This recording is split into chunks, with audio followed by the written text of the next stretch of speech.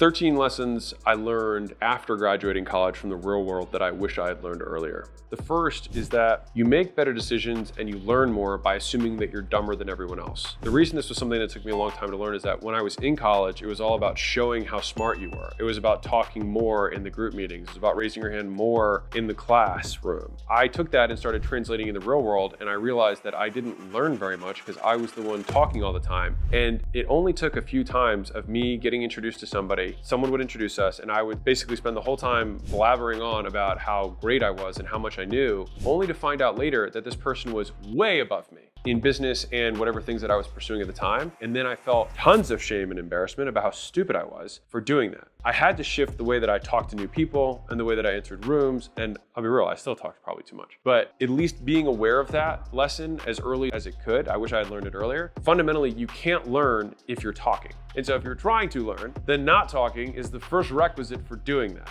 And if you want to make better decisions, then you need to learn. This was a big epiphany I had. I got introduced once to somebody. I was walking peripherally after I had left, and somebody else went up to them and was like, "Do you know who that guy is?" And in that moment, I realized that my positioning was now sky high because I didn't have to be the one to say it. The idea that I realized was, how can I get other people to edify me? Because what I had to allow people to do was to make the same mistake that I used to make, which is that someone young, someone inexperienced, someone less aware, whatever, would come up and then start posturing themselves and blathering on about everything that they're doing.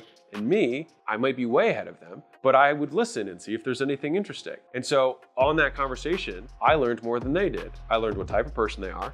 I learned where they're at with their career. And if they had anything interesting, that would be worth following up with. They learned nothing. They felt good about themselves. And then later would feel bad about themselves when that other person went over and told them. And so I was like, of these two scenarios, which would I rather do? Would I rather have someone have a conversation with me and then not know who I was, but be able to learn? Because that's the worst case scenario. Or would I rather blather on, learn nothing? Either I am above them and then they're like, well, fuck that guy, he brags, or I'm below them and I'm the moron. So I stopped doing that. So that was lesson number one. Lesson number two was that the hardest respect to earn is one's own. What I realized, and this was something that was really hard for me, is that I had a pretty bad reputation in the very beginning of my college career and all of my high school career. And it was because I drank too much, I was irresponsible, I slept around a lot, and I wasn't representing the type of person that I wanted to be. And so I felt ashamed of the behaviors that I did, but I didn't change them. And so it was only through a conversation I had with my father where I said, how do I change my reputation? How do I get these people to stop saying this stuff? And I thought there was some like PR marketing angle that I could take, that I could control the narrative. And he said, why don't you stop being a piece of shit? And he said that in his own words. And I was like, that can't be it. I'll figure out a way. When parents talk to kids, they're listening, but they're not listening. That really stuck with me, and I started thinking about it. And so I said, like, well, if I wanted to be somebody who was respectable, what would I do? And so then I tried to start acting in that way to be someone whose respect, my own, I would earn. And so when I started doing that, nothing changed externally. People still treated me like I was a piece of shit, and they were probably right. But my behavior began to change, and then slowly, so did my reputation. But it started with me trying to respect myself first, and then others began to respect me as a result. If you want to control what people think, control what they say. This is the third lesson I learned, and this is more of a business/marketing lesson, but if you want to talk about products and services, you have to equip people with the words to describe what you have.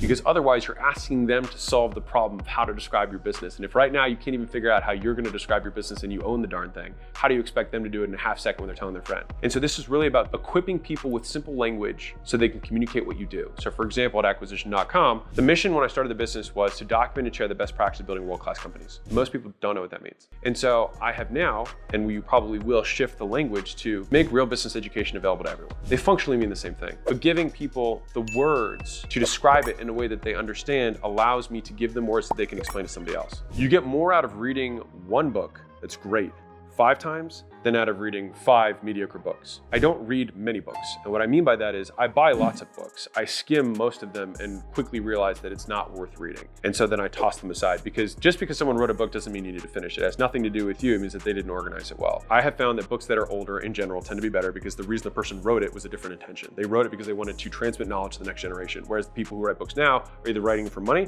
writing for notoriety, or writing them to sell other shit. If you find books where the author is actually writing because they want to convey knowledge to the next generation, those tend to be better books in my experience, because the intent is to actually teach, not to persuade. Slight difference. When you do find those gems, I have realized that if I read something once, end to end, I still don't know it yet. I will read a book 2 times, 3 times, 4 times, 5 times until I can teach the book when I feel like it is worth learning. And then once I have like squeezed the book for everything that it has to the point where I can convey the message to somebody else, like I can teach the concepts of the book, which is something that I've done many times, or I'll actually make a presentation on the book so that I can wrap my own frameworks around how I can remember it. That's where a lot of these frameworks come from, is because it's me trying to make sense of the world in a way that I can remember. If your behavior doesn't change as a result of reading a book, then it means you've learned nothing, which means it was a waste of time. And many people who read books are just wasting their time because their behavior doesn't change. And so I consolidate. Once I find something that's good, I plug everything I possibly can into it and suck the juice out of it so that I can change my behavior as a result, which comes from the frameworks and how I think about it. How deeply do you understand the knowledge of the book? There's a handful of books that if you just did them for the rest of your life, you would win. Because if you just did How to Make Friends and Influence People and you put it into your DNA, you would be successful. Number 5 is that most champions do not have something that you do not. They lack something that you have. It's a different thought process, because if all of us have the exact same hours per day, it means that they're allocating their time differently. Many times they eliminate things that you are still doing. They have sacrificed more. They have given up things that you have continued to have on your tree as branches that are distracting from growing up. Champions, when I look at the people who are further ahead of me, they're even more ruthless with their time. They even have lower tolerance for friends, family, people around them that are not at the bar that they hold themselves to. For me, going through college, or when I was younger, I always thought it was about adding to your plate, saying yes to everything, saying yes to opportunity, say yes, say yes, say yes, when all I did was I just completely got distracted and spread super thin. What most champions have is singular focus, and they are willing to say no to everything else. And that took me too long to learn. 6 is that goodwill compounds faster than money. Like, if you actually think about what goodwill is, it's that you have positive sentiment and you have a degree of influence over a person's behavior. That's what goodwill is. If one person has goodwill with you and then shares your stuff with somebody else and you create goodwill in that next person, you can double your goodwill or 10x your goodwill in a matter of 12 weeks. 10xing your money in a matter of 12 weeks is very, very unlikely. Goodwill, because it's based on audiences and humans, can compound significantly faster than money can. And when I realized that that goodwill could be translated into money, if I so desired at a future date, then I realized that rather than focusing on the money that I'm trying to make today, why don't I focus on the compounding vehicle that compounds at a much faster rate than money does, that compounds tax-free, by the way. Building the audience is tax-free. And then when you choose to have the conversion event, you can do that at your own choosing. But if you focus on the audience, you focus on the goodwill, that will grow significantly faster than any kind of monetary move. But you can still translate that later into money when you want. 7 is that you're going to die. 2 weeks after you die, most people will have forgotten about you. And 6 months after you die, no one will talk about you. And if they're not caring enough then it certainly doesn't matter what they think about your life now. Because if that's the most significant event that's going to happen in your life, which is that you stop living, how much credibility or weight should we give to other people's opinions on what we should do with our lives? In my opinion, very little. Unless the person has a vested interest in seeing you succeed, and the context to provide the advice, most of the times it's just worth ignoring, because they're trying to live their own life and they're projecting their own beliefs and experiences on you. And you spent all this time trying to improve your own view of reality through the beliefs that you've shed and shifted that they have not. And so what they believe to be true is what they're casting onto you. And if you don't like the life they have, then I don't think it's worth listening to. 8, extraordinary accomplishments come from doing ordinary things for extraordinary periods of time. This is just me speaking about me, but when I was younger, my action showed that I was more impatient. I always was willing to sacrifice what I had today to get the quick buck. I was shifty like that because I just thought that was how it worked. I thought there was some shortcut I didn't know about. And I would see the guys on stages being like, this is what we do the basics and we do a lot of it. I was like, they're just trying to hold the secrets back. And I'm here to tell you that that is not true. Like, I wish I could go and shake my college self and be like, if you do one thing for a very long period of time, you will get very good at it and it will compound onto itself. And maybe I would listen to me. If future self showed up in my living room now, I would totally listen to him. But you know what I mean? And so I can't do that. So the next best thing I can do is try and shake you by the collar. The thing that makes the action extraordinary is the commitment to it, not the nature of the action itself. Working out and doing reps is not extraordinary. If you saw one set of a workout from me at the gym, you wouldn't think, oh, this guy is amazing. Look at them quads. It's the fact that you do it for 20 straight years is what compounds on itself. If you listen to one guy make one phone call, you listen to one Major League Baseball player one at bat, nothing about that is extraordinary. It's the dedication to doing it over and over and over and over again, despite feeling like there's better opportunities, despite people approaching you with new and exciting things, but saying that you're committed to the original vision you had and that reality has not changed in such a way that your need to believes are no longer true. You said, I believe that X, Y, and Z is true. And as long as that remains to be true, then I will continue on this path for an extraordinary period of time, And that, not the action itself, but your commitment to the action is what makes someone extraordinary. 9, if it's worth doing, it's worth doing well. This is a really great saying. I shortcutted so much stuff when I was younger. I just wanted to get it done, get it done, get it done, rather than doing it well. There's kind of 2 ways you can take the saying, which is why I like it so much, is that if it's worth doing, it's worth doing well. Because many times I was doing things that were not worth doing. I didn't have the time to do things well because I was doing so many things that were not worth doing. The first criteria is, what problem are we solving? What am I hoping to accomplish? Is this worth doing at all? Because if it is worth doing, then I have to understand that to do it, right, to do it well, it's gonna take this much time. Now, given that, is it still worth doing? And if it passes that test of A, being worth doing in the long haul, and because it is worth doing well, then it gives us this lens through which to see the activities we do so that we can prioritize the things that will make us the most money or get us closer to the goals we have. And so younger me had more energy than me does now. I make way more money than younger me did. And it's because I do fewer things and I do different things than I did then. And now, if I write a book, I'll take a year on writing the book, because if it's worth doing, it's worth doing well. Because I understand that taking 1 year today will mean that that book might sit and sell and distribute itself to millions of people over the next 50 years or 100 years or after I'm dead, compared to me just putting words on a page that are pretty good and then shipping it. And I think the vast majority of people don't get the difference between good and great. The ocean between good work and great work is vast. It's 5 times, 10 times the work to go from something good to something great, which is why you have to be really selective about the few things you choose to do that are worth doing, and in being worth doing well. 10, be willing to negotiate everything except for your values. And so there were so many things when I was coming up that in college, even right after college, as jobs, I always just took things at face value. So prices, terms, relationships, everything I took at face value. So whatever someone presented, I said yes or no to. I have now realized that virtually everything is negotiable. People present with basically their best bad guess, and they're hoping that someone takes them by the hand and says, that makes no sense. What if we did it this way? What problem are you solving? What problem am I solving? And then ask the right questions to get someone else's true desires and wants. And then knowing what your own true desires and wants and what you're willing to give up allows you to make better deals. And so I used to think of negotiating as a zero-sum game, and it's not at all. You can find a way where both parties get better than they were before, which is the entire point. That is how negotiating works if you're doing it well. And so I didn't understand that. I thought everything was an arm wrestle. I thought everything was this for that, tit for tat, no give. And I also thought really short about it. I was trying to get one over. I was ruthless with vendors. I swung the other direction. So first I didn't negotiate anything. And then I found out you could negotiate, and then tried to get everyone to give me their last penny. But then I realized that this long-term doesn't create good relationships, and they will not be loyal to you at all, which long-term has a more negative impact than giving them the extra 10% and having an amicable relationship. You want to negotiate everything except for your values. I negotiated everything in that second example, including my values, because I was doing business in a way that was contrary to the values that I wanted to espouse, wanted to embody. Because the deals we do with acquisition.com, for example, I could probably ask for significantly more than I do. And I've had many times where people are I want to give you this. And I'm I don't want that, because I don't think you know what that means. This is what I think is fair today and in 10 years. And so it's balancing both your need today, your need in 10 years, and their need today and their need in 10 years. And you have those 4 points, and you try and find the closest point given your reality. And you can explain that this is how you're thinking through it with them. And I think they will appreciate all 4 data points on the map to come to the best solution for today and tomorrow. 11.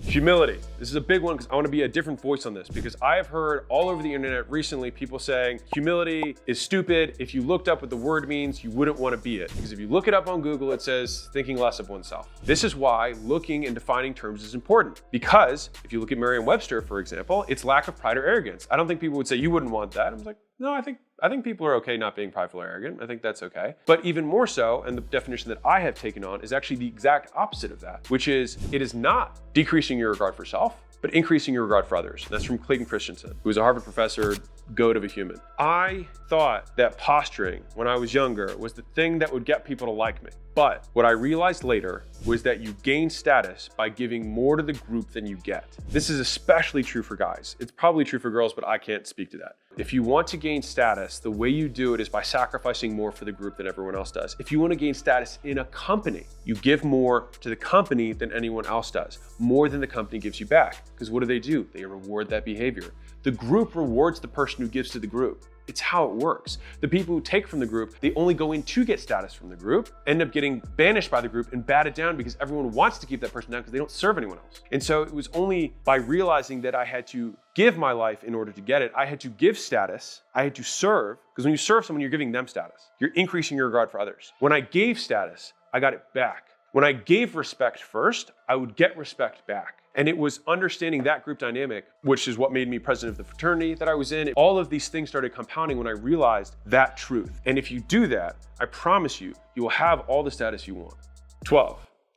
The happy man has 1,000 wishes, the sad man has one. This is a little bit more of a heartfelt one for me, because when I was younger, I was definitely angrier, probably darker in general. And a lot of that came because I had expectations that were fictitious, real or otherwise, from other people in my mind that existed who were constantly judging the behaviors and actions I was doing every day and were telling me that I was not enough. In some ways, that created and reinforced behaviors that I still continue to this day in terms of the actions I take, but the way that I feel and think about them has shifted. When you are sad, you want to not be sad.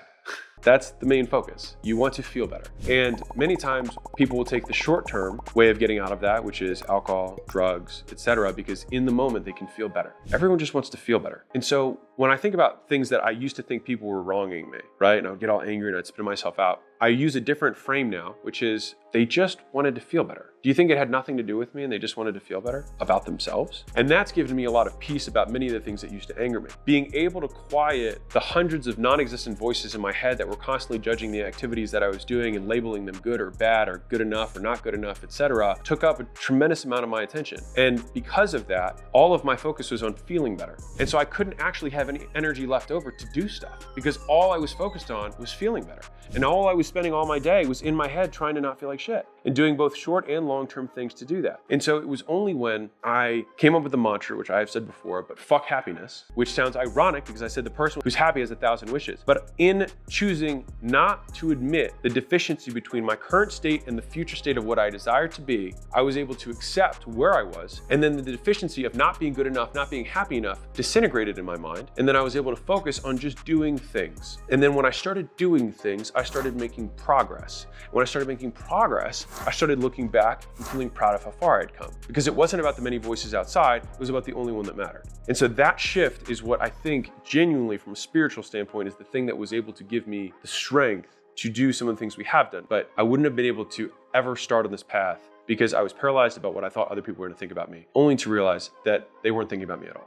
13.